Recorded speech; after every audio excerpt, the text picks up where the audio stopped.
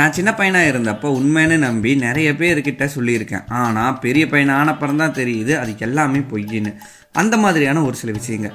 Back whole loader அப்படிங்கிற வண்டி தெரியுமா? அதுதான் ஜேசிபி. ஜேசிபிங்கிறது கம்பெனி பேர். இதுவே இப்போ தான் தெரியும். வானத்தில் ஏரோப்ளேன் பறக்கும்போது ஒரு புகை வரும், பக்கத்தாடி பறக்கும்போது இல்லை, ரொம்ப தூரத்தில் பறக்கும்போது. அதையெல்லாம் ராக்கெட்டுன்னு நான் நினச்சிட்டு இருந்தேன். WWE எல்லாம் ரியல்னு நம்பிட்டு இருந்தேன். கெயினும் அண்டர்டேக்கரும் அண்ணன் தம்பின்னு நினச்சிட்டு இருந்தேன்.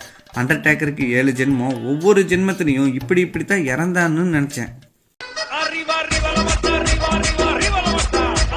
அப்புறம் இந்த பாட்டு மங்காத்தா படத்தில் வரும்னு சொல்லிட்டு இருந்தாங்க. நானும் படத்தை பார்த்தா படத்தில் வரல. சரி என் கிரெடிட்ஸில் வரும்னு நினச்சேன். அப்பவும் வரல. அப்புறம் தான் தெரிஞ்சுது அது வேற ஏதோ ஒரு ஆல்பம்ங்கிறத. கொக்கை பார்த்தா கொக்கை கொக்கை பூ போடு, குறவை பூ போடு, பச்சை மரத்தில் பாம்பு இருக்கும், ஓடி போய் ஒளிஞ்சிக்கோ. இப்படி சொன்னால் கொக்கு பூ போடும். அது எப்படி தெரியும்னா விரல் நகத்தில் தெரியும். இதை நான் உண்மைன்னு நினச்சிட்டு இருந்தேன். நாகப்பாம்பு படம் எடுக்கும்னு எல்லாம் சொன்னாங்க. கூடவே இதையும் சொன்னாங்க, என்னென்னா படம் எடுத்து வச்சுக்குமாமா, கொஞ்ச நாளுக்கு அப்புறமா கழித்து படம் எடுத்தவங்கள பழி வாங்கும்னு சொன்னாங்க. அப்புறம் விவேகானந்தர் இறந்தது, அதையும் சொன்னாங்க.